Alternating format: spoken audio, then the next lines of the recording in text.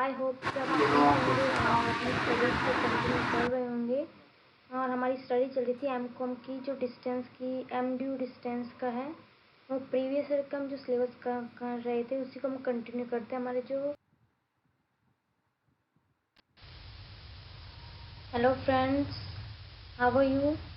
आई hope कि आप ठीक होंगे और अपनी स्टडीज़ को कंटिन्यू कर रहे होंगे। और हमारी स्टडी चल रही थी एमकॉम की, जो डिस्टेंस की एमडीयू डिस्टेंस का है। वो प्रीवियस ईयर का हम जो सिलेबस का कर रहे थे उसी को हम कंटिन्यू करते हैं।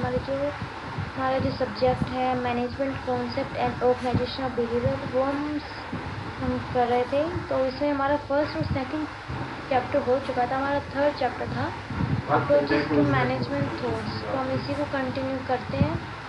तो अप्रोचेस टू मैनेजमेंट थॉट्स में है क्या? इसमें है कि अप्रोचेस बताई गई है मैनेजमेंट को रन करने के लिए। पहले जो बिज़नेस का स्केल होता था वो स्मॉल होता था, तो उसमें इतनी अप्रोचेस यूज नहीं होती थी। तो हम बोलते पहले क्या अप्रोचेस क्या होती थी? Management is an art. पहले स्टार्टिंग में बिगिनिंग में जो था वो मैनेजमेंट इज़ एन आर्ट था। उसके बाद धीरे धीरे बिजनेस का जो स्केल है वो इंक्रीज़ होता गया और उसकी टेक्निक भी चेंज होती गई। तो धीरे धीरे अप्रोचेस भी इसकी डिफरेंट होती गई। तो हम इसी में स्टडी करेंगे। तो पहले होता था जब मैनेजमेंट इज़ एन आर्ट, फिर धीरे धीरे management is an art as well as science. और प्रेजेंट टाइम में जो बिजनेस का जो स्केल है, टेक्निक है, classical approaches in the development of management. तो इसमें मैनेजमेंट की स्पेलिंग थोड़ी मिस्टेक गलत हो गई है, तो सॉरी। तो अब हम इसी को स्टडी करते हैं। Classical approaches in the development of management. Classical approaches थी वो, उसके अंदर आते हैं scientific management, administrative management and bureaucratic management. Fine. Classic approaches है वो डेवलप हुई थी 1900 में। जिसमें आता है, जिसके अंदर क्या क्या आता है? Research related to labour, machine, production activities, ये इसके अंदर इंक्लूड होती है। इसमें इसकी स्टडीज़ की जाती है। ओके, तो ये हमारा जो फर्स्ट है उसी को हम स्टार्ट करते हैं। Scientific management. साइंटिफिक मैनेजमेंट के जो फादर हैं जिन्होंने अप्रोचेस दी, वो है Frederick Winslow Taylor. Fine. Frederick Winslow Taylor, इन्होंने ये अप्रोचेस दी थी साइंटिफिक मैनेजमेंट, और इन्होंने इसके बारे में बताया था। इसके बारे में हमें बताया था। और ये जो साइंटिफिक मैनेजमेंट है 2 वर्ड से बना है, साइंस प्लस मैनेजमेंट। और इससे हमें तो इसकी नॉलेज है कि साइंस क्या होता है और मैनेजमेंट क्या है, क्योंकि हमने बिगिनिंग से हमने ये पढ़ा हुआ है कि साइंस क्या होता है और मैनेजमेंट क्या होता है। तो साइंस होता है कि हम एक्सपेरिमेंट करते हैं लाइक लेबोरेटरीज में, और मैनेजमेंट होता है किसी चीज़ को मैनेज करना, उसको प्रॉपर वे में वर्क करना, उसे बोलते हैं scientific management. Science means having proper knowledge to perform a work, and management is an activity to perform a work in a proper way. जैसे कि मैंने अभी आपको बताया कि प्रॉपर वे में जो वर्क होता है उसे बोलते हैं मैनेजमेंट। किसी भी चीज़ को मैनेज करना, तो उसे बोलते हैं management. Fine. In simple words अगर मैं बोले तो scientific management is an art to know that what is to be done and how it is to be done. मतलब काम करना है और कैसे करना है, ये हमें साइंटिफिक मैनेजमेंट बताता है। फाइन। तो इसके जो ऑब्जेक्टिव्स होते हैं वो क्या क्या होते हैं कि साइंटिफिक मैनेजमेंट के ऑब्जेक्टिव क्या क्या है, इसको क्यों अप्लाई करना चाहिए? तो वो है to ensure maximum production with minimum cost. Means कि जो हमारा प्रोडक्शन है वो मैक्सिमम है और इसकी जो कॉस्ट हो वो मिनिमम होनी चाहिए। To make the workers train and efficient. Means कि वर्कर को ट्रेन करना चाहिए ताकि वो एफिशिएंटली वर्क करे, और जो न्यू टेक्निक आती है उनको वो लर्न करे, उनको सीखे, और वो फिर वो बिज़नेस में अप्लाई करें, ताकि हमारा जो बिज़नेस है वो पीछे ना रहे वो बिज़नेस से। क्योंकि अब जो धीरे धीरे जो टाइम इंक्रीज़ हो रहा है, वैसे टेक्निक बहुत जल्दी चेंज हो रही है। फाइन। उसके बाद to use scientific technique. Science का है तो ऑब्वियस है कि साइंटिफिक टेक्निक यूज़ होगी, तो उसका बेनिफिट मिलता है। To train and select the workers on scientific basis. उनको साइन वर्कर्स को सिलेक्ट करते हैं, ट्रेन करते हैं, साइन एक नोट फालतू ट्रेन करते हैं।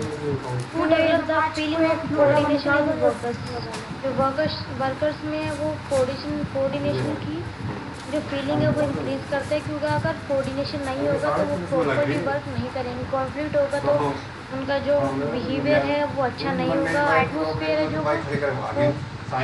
मैनेजमेंट का वो अच्छा नहीं होगा। तो ये बहुत ज़रूरी है कि उनके बीच में जो वर्कर्स एम्प्लॉयज उनके बीच में कोऑर्डिनेशन भी एक अच्छा हो।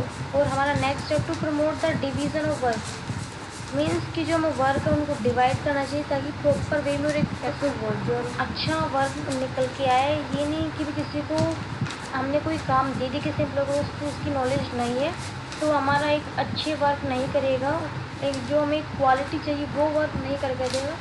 तो हमें उसको वही वर्क देना चाहिए जिसमें उसने स्पेशलाइजेशन ली हुई है। फाइन, तो ये हमारा था साइंटिफिक मैनेजमेंट। साइंटिफिक मैनेजमेंट हम के जो फादर है वो F.W. टेलर है, इन्होंने ये अप्रोचेस दी थी।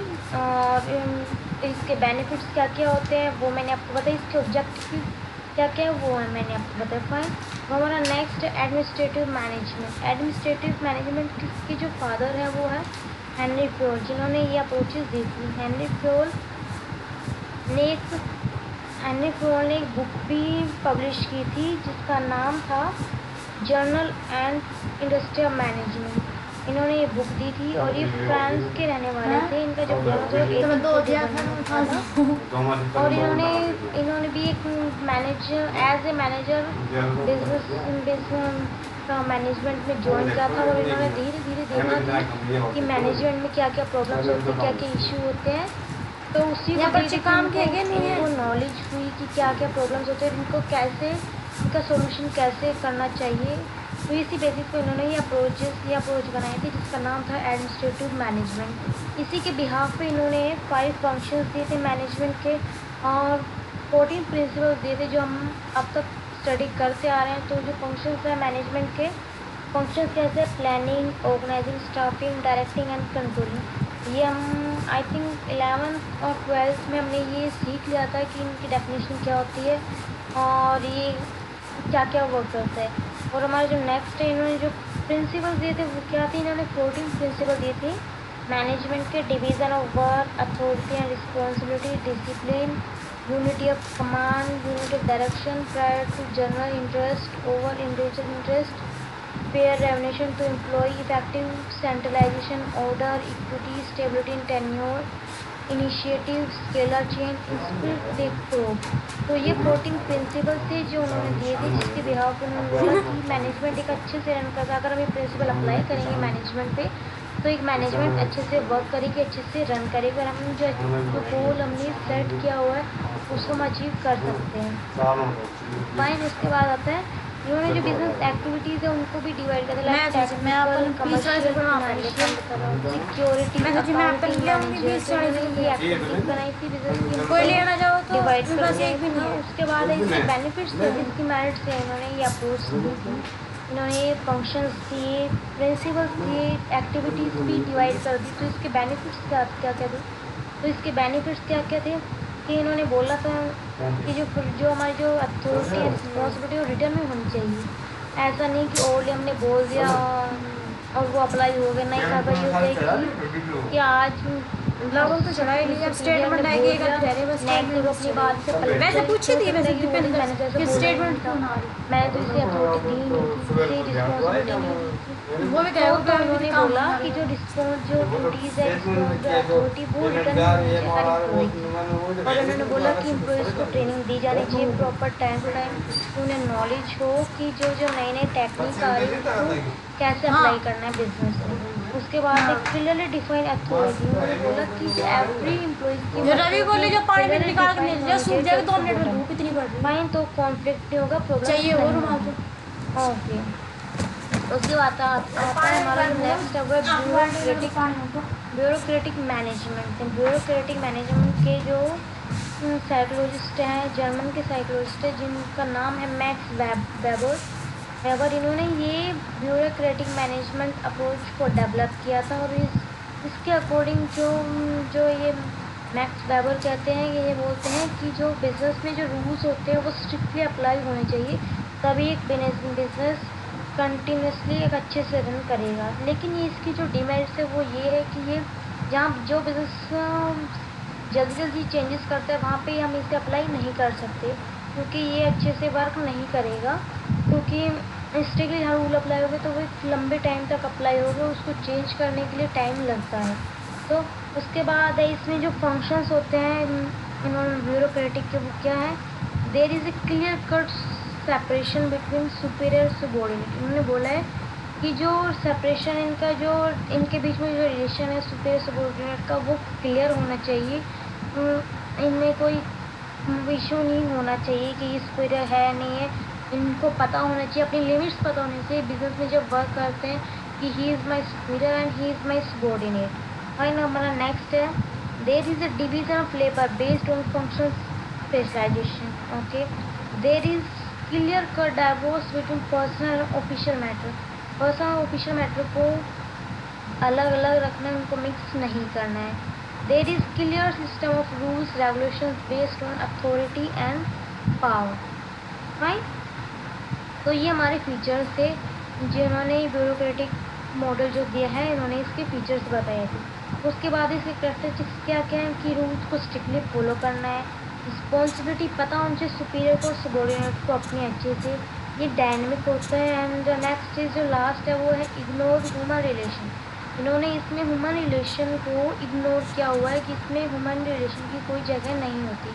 अगर हमें ह्यूमन रिलेशन अगर इसमें हमने जगह दे दी तो इसमें थोड़ा सा पर्सनल बाइसनेस आ जाएगी और वो हमारे बिजनेस के लिए अच्छा नहीं होगा। इन्होंने ऐसा बोला था, इसलिए उन्होंने इग्नोर किया ह्यूमन रिलेशन को। फाइन, तो इसकी मेरिट्स क्या क्या, ये पर्सनल एबिलिटी होती है, स्पेशलाइजेशन होता है, क्योंकि जहाँ पे एक अच्छे से स्ट्रिक्टली वर्क होगा तो यहाँ पे पर्सनल एबिलिटी होगी और कोई पर्सनल बाइसनेस भी नहीं होगी, स्पेशलाइजेशन होगा और इंक्रीज इन एफिशिएंसी वो इंक्रीज होगी। और इसकी डिमेरिट्स है, इसकी डिमेरिट्स भी है इग्नोर ह्यूमन रिलेशन, क्योंकि काफ़ी बार बेनिफिट भी होता है कंपनी के लिए, मैनेजमेंट के लिए, तो ये इसकी डिमेरिट्स भी हो गई। और जो कंटिन्यूस चेंजेस होते हैं तो वो भी इसके लिए एक डिमेरिट्स है कि वहाँ पे ये अप्लाई नहीं होते हैं। फाइन, तो ये हमारा था classical approach in the management in the development of management. तो आज हमने ये 3 टॉपिक किए क्लासिकल अप्रोचेस के। अब जो हम नेक्स्ट वीडियो है उसमें हम स्टडी करेंगे